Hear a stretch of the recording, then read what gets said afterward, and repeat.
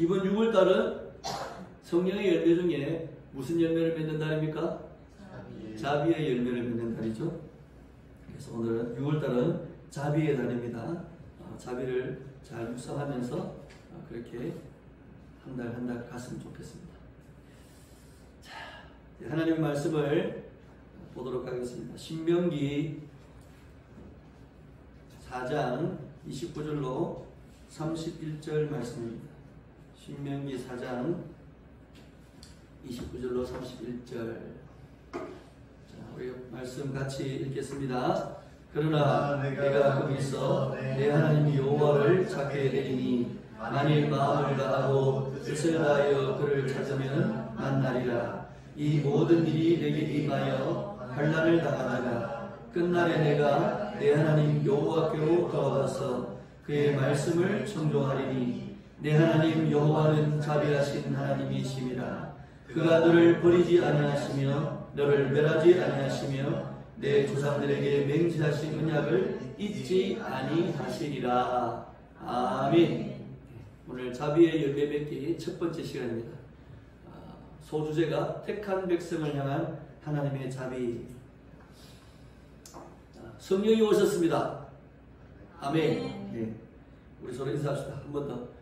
성령이 오셨습니다. 성령이 오셨습니다. 성령으로 충만하세요. 성령으로 충만하세요.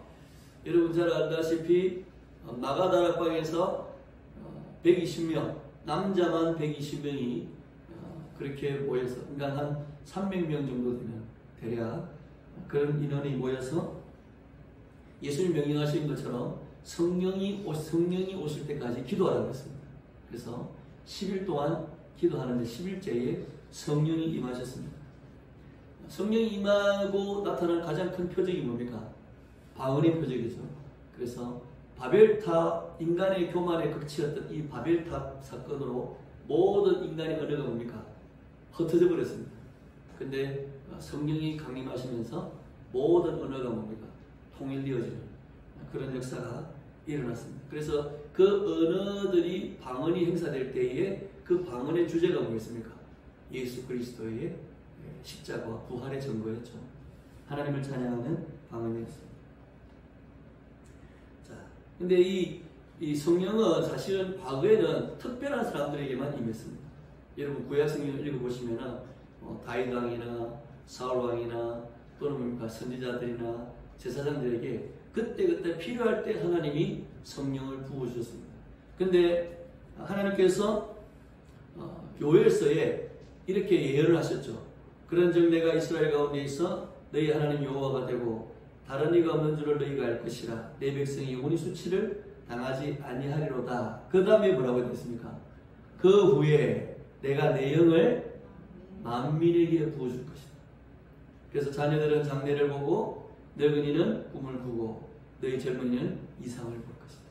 그리고 29절 한번 읽어볼까요? 그때 내가 내 영을 남론과 여종에게 부어줄 것이다. 예. 이 말씀이 사도행전 2장에 실현되었죠. 그죠? 예. 어떻게 실현되었습니까?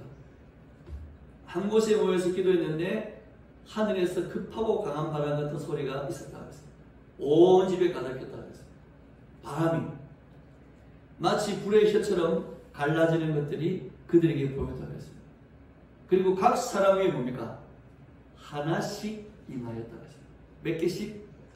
네, 하나씩. 한 사람에게 하나씩. 그리고 그들이 다 성령의 충만함을 받고 성령이 말하게 하심을 따라. 이게 중요한 거예요.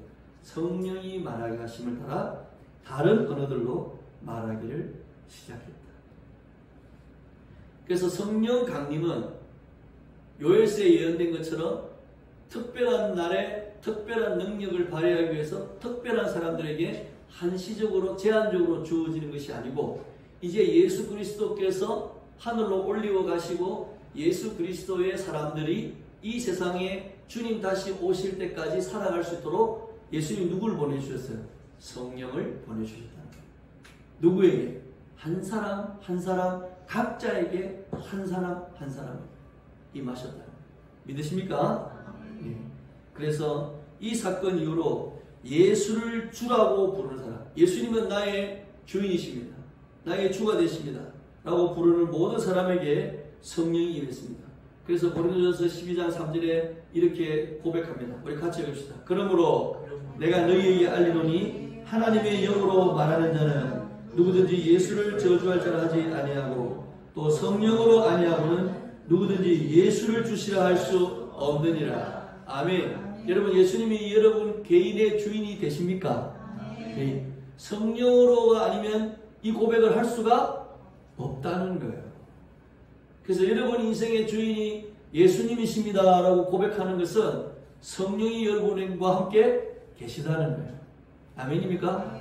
교회가 성령이 임하고 성령이 함께하는 교회인지 아닌지 어떻게 알아요?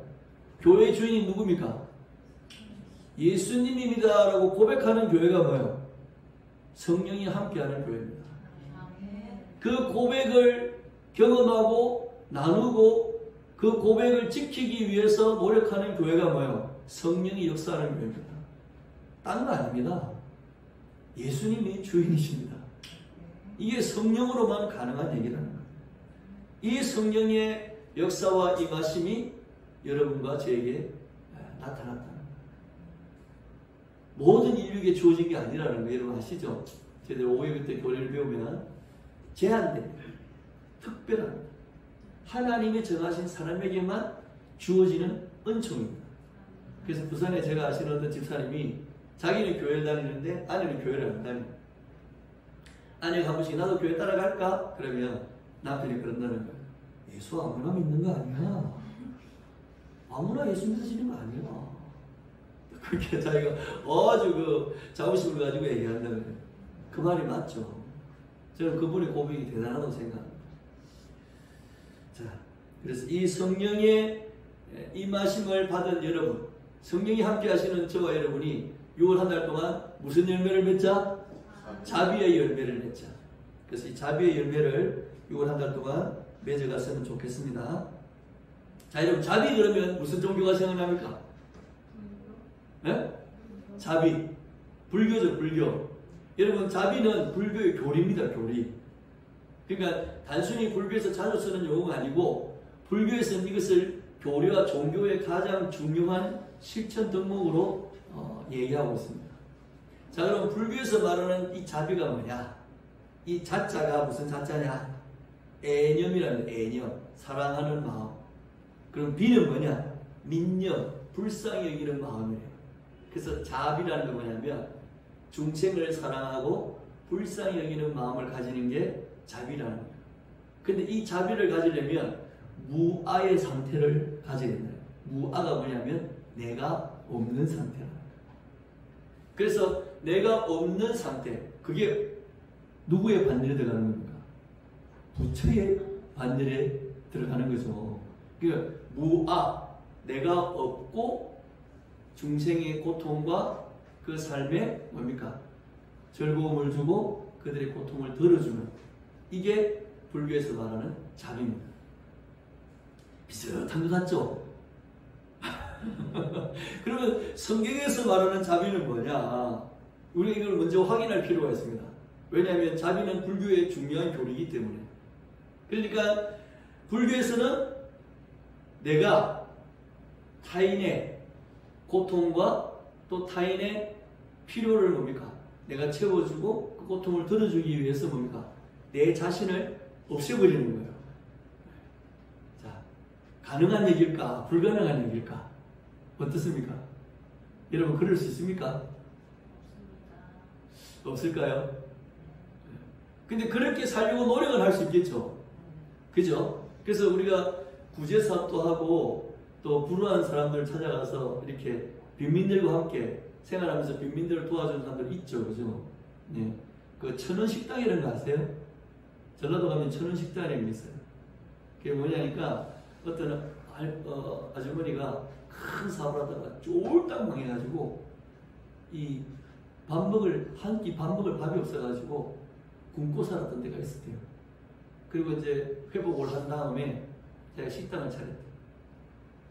본래는 무료 식당을 차리랬대요. 근데 무료로 하면 안 온다는 거야.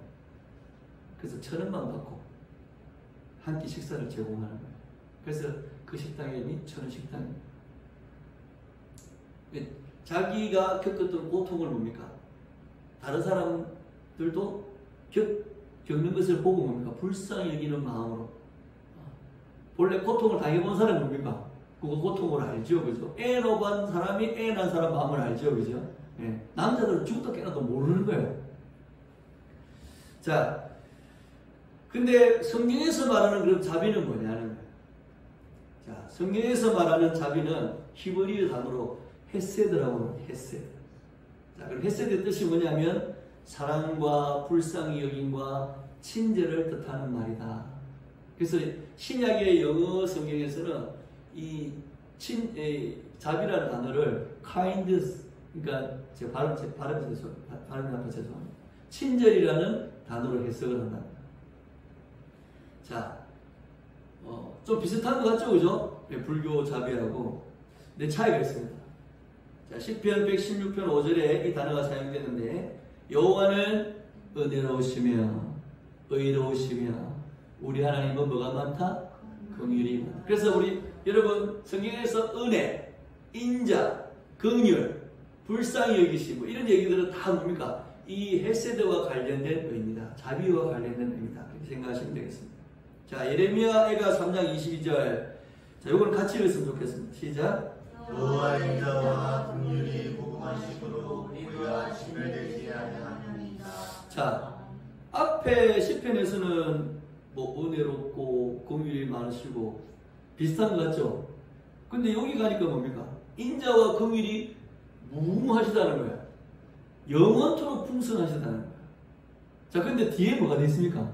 우리가 진멸되지 아니함이니라. 이게 무슨 말이에요? 하나님의 헤세드가 인간을 풍요롭게 하고 풍성하게 하는데, 불교의 자비처럼. 근데 불교의 자비는 인간이 뭡니까? 인간을 향해서 자기 자신을 죽이고 다른 사람을 이롭게 하는 쪽으로 이타정신에 의해서 행하는 선행의 행위입니다. 그렇죠? 근데 이 기독교 성경에서 말하는 자비는 하나님의 성품입니다. 어떤 성품입니까? 하나님하고 인간하고 가지는 관계 속에서 하나님이 드러내는 속성입니다. 그 뒤에 보니까 우리가 진멸되지 아니함이니이다. 이게 무슨 말이냐면 인간이 하나님을 뭡니까? 배반하고 타락했다는 것을 전제로 하는 거예요. 이해가십니까? 불교의 자비는 사람과 사람과의 관계에서 뭡니까? 선행을 베푸는 거죠. 나는 없고 당신을 이롭게 하는. 근데 성경에서 말하는 자비는 뭡니까? 하나님이 타락한 인생을 대하는 사랑과 불쌍히 여김과 친절을 얘기하는. 이 다른 겁니다. 그러니까 불교의 자비는 사람의 것입니다. 근데 성경의 자비는 누구의 것입니까? 하나님의 것입니다. 하나님의 것입니다. 그리고 불교의 자비는요, 한계가 있습니다. 그리고 보장되지 못했습니다. 확실하지 않습니다. 왜? 사람이 하는 거니까. 처음에는 내를 없앤다고 친절을 베풀다가도 상황과 내 기분이 안 좋아지면 뭡니까? 하다가도 뭐요? 그만둘 수 있죠. 안 할 수 있죠. 포기할 수도 있고. 또 제한적이죠. 보장되지 못했습니다. 그리고 불확실합니다. 그러나 하나님이 타락한 인생을 향한 이 자비는 영원하고 확실하고 보장되어 있습니다. 아멘? 예. 그래서 하나님이 말씀하시는 이 헤세드 자비는 인생이 타락하여 하나님을 떠났다는 것을 전제로 하는 거예요. 그러면 이 타락한 인생에게 자비를 베푸신다는 건 인생을 뭐 하셨다는 거예요? 용서하셨다는 거죠. 그래서 이 헤세드는 용서와 굉장히 밀접한 관련이 있다. 그렇게 이해하시면 되겠습니다. 그러니까 불교에서 말하는 자비하고 성경에서 말하는 자비가 같아요, 달라요? 완전히 다르죠. 인간의 것과 하나님의 것은 전혀 다른 겁니다. 인간은 자신을 배반하고 돌아선 사람을 어떻게 합니까? 용서합니까? 용서가 안 됩니다. 용서됩니까? 안 됩니다. 그러나 하나님은 뭐 하신다? 용서하신다. 그래서 우리가 진멸되지 아니함이니이다. 그렇게 설명을 하고 있습니다. 여러분 이 개념을 여러분 확실하게 이해하시면 좋겠습니다. 자, 근데 저는 이 하나님의 자비의 시작이 어디에서부터 나타나느냐? 어디에서부터 나타나느냐? 저는 출애굽기 사건에서 나타난다고 생각합니다. 여러분 출애굽기 20장 보면 10계명이 나옵니다. 그렇죠? 20장 1절에서 17절까지 10계명이 쫙 나오는데 10계명을 시작하기 전에 2절에 딱 무슨 말씀이 나오냐면 같이 읽읍시다. 나는 너를 애굽 땅 종되었던 집에서 인도하여 낸 내 하나님 여호와니라. 아멘. 하나님의 자비가 언제 시작되느냐? 저는 개인적으로 이때부터 시작되었다. 표현되는 것. 이스라엘 백성들이 하나님을 떠나고 인간 자체가 하나님을 떠났지만 하나님이 특별히 아브라함의 이 자손들을 선택했죠. 아브라함을 선택했습니다. 하나님의 택한 백성들을 선택했습니다. 그리고 이 택한 백성들의 고통과 아픔, 거기서 하나님 어떻게 하십니까? 애굽 땅에서 너희를 인도하여 낸다. 이 하나님의 자비가 시작된다. 근데 이 자비는 어떤 자비냐? 창세기 15장 13절 14절을 보니까 이미 이 애굽의 상황은 아브라함에게 하나님이 약속하셨던 겁니다. 너희 자손들이 이방의 객이 될 것이다. 몇 년 동안? 몇 년 동안? 400년 동안. 그리고 네 자손을 괴롭힐 것이다. 그러나 나는 그들이 섬기는 나라를 징벌할 것이다. 그리고 너 위에 네 자손이 큰 재물을 끌고 나올 것이다. 이게 창세기 15장에 예언된 겁니다. 아브라함에게 약속하신 겁니다. 성취하셨습니까? 안 하셨습니까? 하셨습니다. 출애굽에서 성취하셨습니다. 약속하신 대로 이루시는 하나님의 이 성실하심과 충실하심이 근거가 된다. 무엇에? 자비의 근거가 된다. 자, 우리 한 번 더 정리하면 하나님께서는 자기가 선택한 자기의 백성들에게 특별하게 뭘 베푸셨어요? 자비를 베푸셨습니다. 이 자비는 모든 인류의 타락을 용서하시는 것으로, 특별히 누구를 용서하시는 것으로? 자신의 백성을 용서하시는 것으로, 그리고 자신의 백성에게 약속하신 것을 반드시 이루시는 것으로, 그리고 그 약속을 이루시는 행위가 실제적으로 그들에게 나타나는 것으로, 내가 애굽 땅 종되었던 집에서 뭡니까? 그들을 직접 인도해내는 하나님의 위대한 손길로 뭡니까? 자비가 나타나기 시작합니다. 여러분 이건 반대서 들을 수 없는 거예요. 자, 이스라엘 백성들은 이 하나님의 특별한 자비를 받았습니다. 중요한 건 뭡니까? 자비를 받았는데 이 자비를 충분히 누렸을까요? 아니죠. 여러분 공짜는 뭡니까? 여러분 로또가 돼가지고 20억을 여러분이 받았어. 그럼 여러분 이 20억을 여러분이 잘 활용하고 또 더 불려가지고 더 큰 부자가 될 수 있을까요? 없을까요? 여러분 있겠죠? 그러나 통계상으로는 그런 일은 없습니다. 그저 받은 돈은 거의 그저 소멸되어지는 게 인생의 승리죠. 하나님의 자비가 이 이스라엘 백성들에게 뭡니까? 공짜로 주어졌죠. 그저 주어졌습니다. 그러니 이스라엘 백성들은 이 그저 주어진 하나님의 자비를 제대로 누리지 못했습니다. 그래서 어떻게 했습니까? 하나님의 자비를 무시하고 자기 뜻대로 자기 마음대로 살았죠. 하나님을 떠났죠. 특별히 살려주시고 특별히 꺼내주시고 특별히 인도하시고 특별히 땅을 주시고 살게 하셨는데 이스라엘 백성은 그때마다 그 크신 자비 앞에 뭐 했습니까? 감사 찬양만 했습니까? 아닙니다. 불평하고 원망하고 돌아서고 배반하고 배신 땡기고, 이게 이스라엘 역사입니다. 그 많은 배신과 배반의 역사 가운데서도 하나님은 여전히 변함없이 뭡니까? 뭘 베푸셨어요? 자비를 베푸셨다. 이게 성경에서 말하는 하나님의 자비라는. 자, 오늘 우리가 29절로 31절 말씀을 읽었죠? 네. 자, 이 말씀 보니까 29절 말씀에 뭐라고 시작되고 있습니까?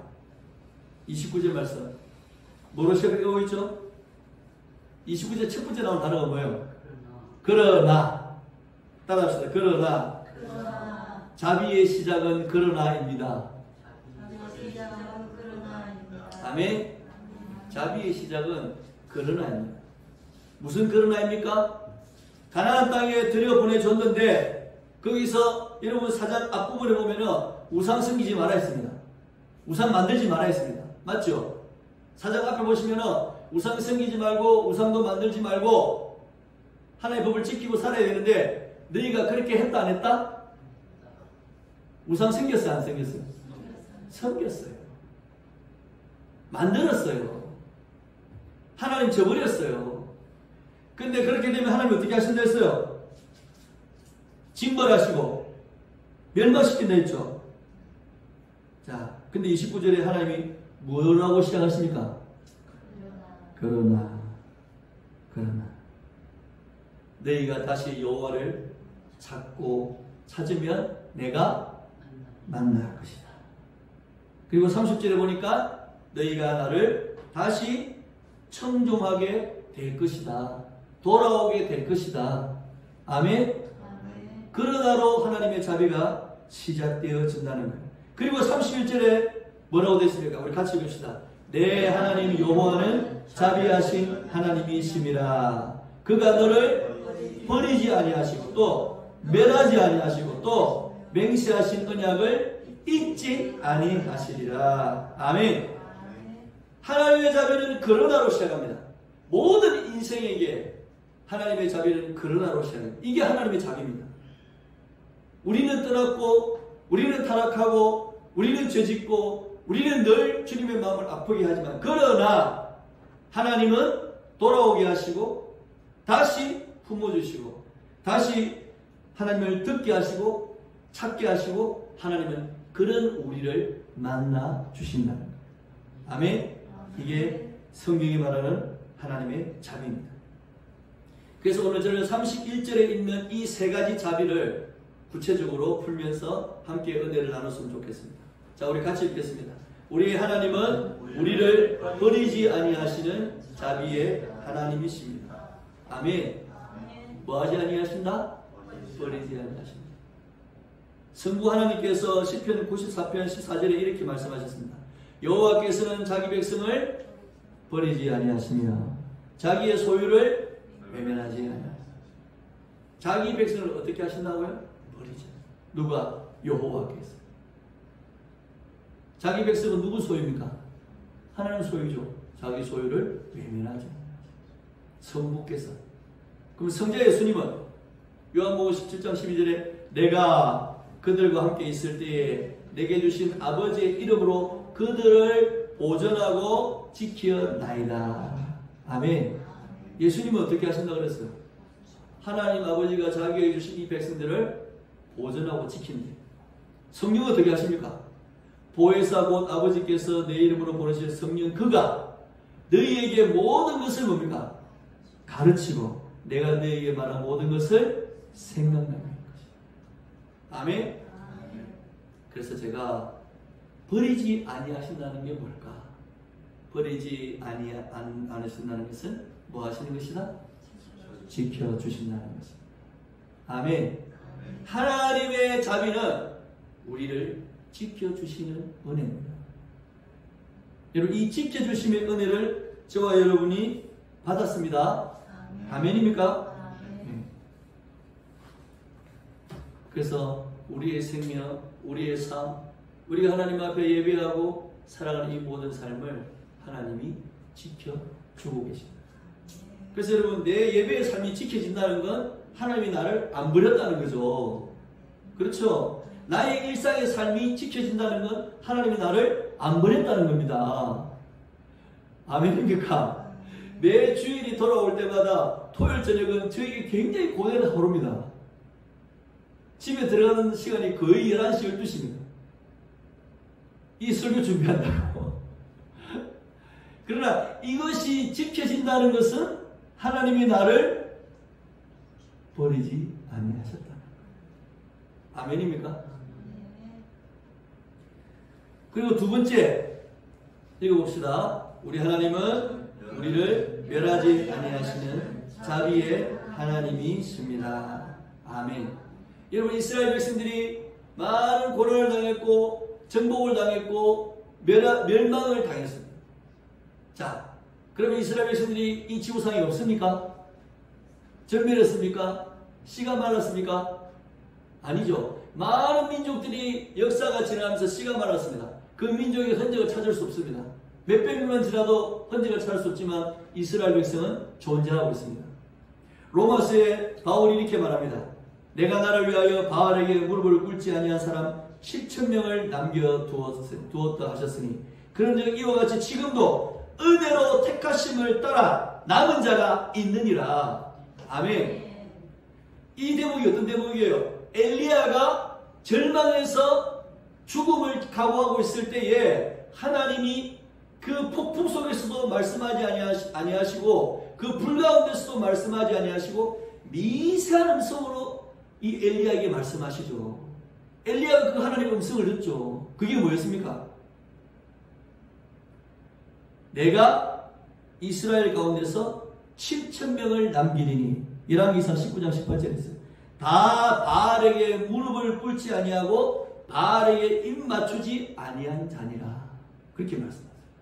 이 부분을 바울이 가져와서 바알에게 무릎을 꿇지 아니한 자 7,000명을 하나님 남기셨다는 겁니다.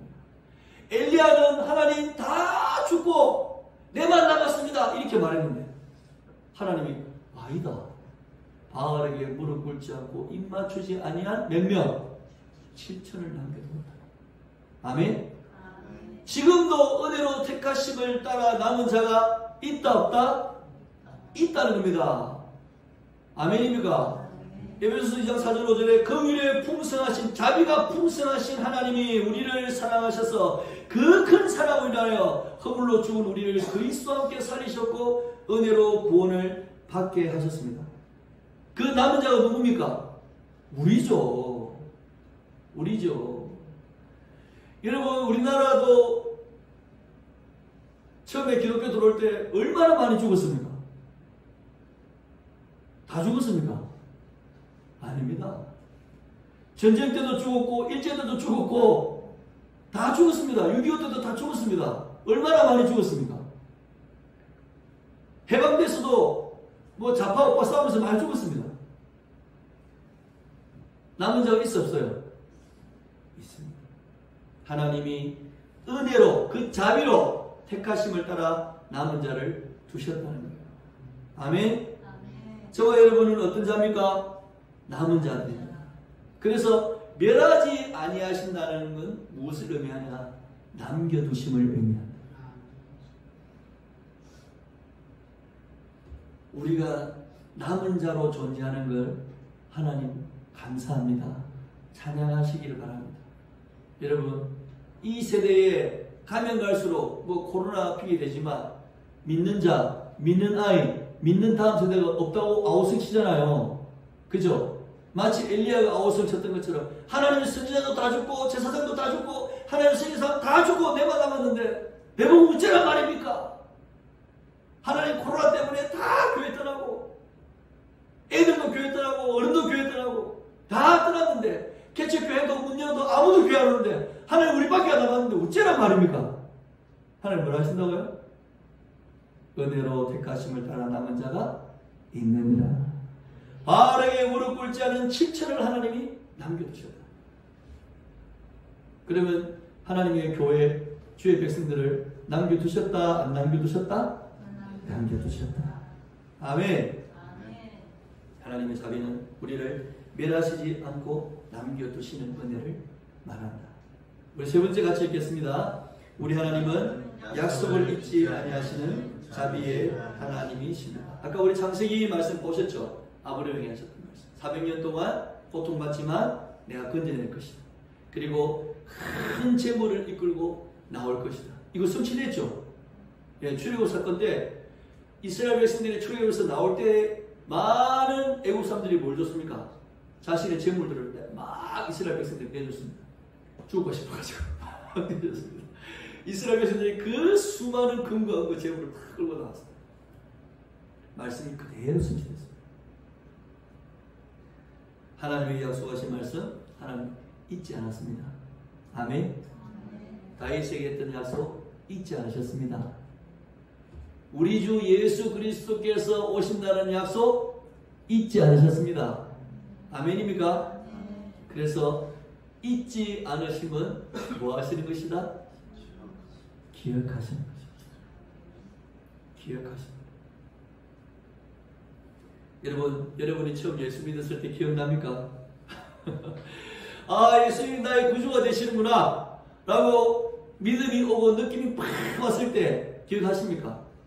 이제 아른아른거리죠. 우리는 까먹어도 누구는 기억하신다? 하나님은 기억하십니다. 하나님은 여러분들이 예수 그리스도를 믿음으로 고백한 그때를 우리는 잊을지라도 하나님은 잊지 않으신다. 그리고 그때의 기억으로 여러분을 만나기를 원하십니다. 지금 우리는 많이 무뎌져 있습니다. 그러나 주님을 처음 만났을 때 지금도 그 기억을 회복하기를 원하신다는 거예요. 여러분 순수한 신앙으로 돌아가기를 원하신다는 겁니다. 그래서 성령께서 말할 수 없는 탄식으로 오늘도 우리를 위해 여러분과 함께 간구하고 계십니다. 사랑하는 성도 여러분, 자비의 열매, 이 자비를 제대로 알고 하나님이 우리에게 베푸셨던 이 자비의 열매를 우리도 하나씩 맺어갔으면 좋겠습니다. 하나님은 우리를 지켜주십니다. 우리를 남겨주십니다. 그리고 우리를 기억해 주십니다. 그래서 여러분, 우리는 어떤 성도가 되어야 되겠습니까? 하나님의 것을 지키는 성도가 되어야 되겠죠. 아멘입니까? 예수님의 사랑을 남기는 성도가 되어야 되겠죠. 아멘입니까? 성령의 역사를 기억하는 성도가 되어야 될 줄 믿습니다. 그런 유월이 되시기를. 그래서 주님 없이는, 성령 없이는 살 수 없습니다. 그렇게 유월을 채워가시는 저와 여러분 되시기를 예수님의 이름으로 축복합니다.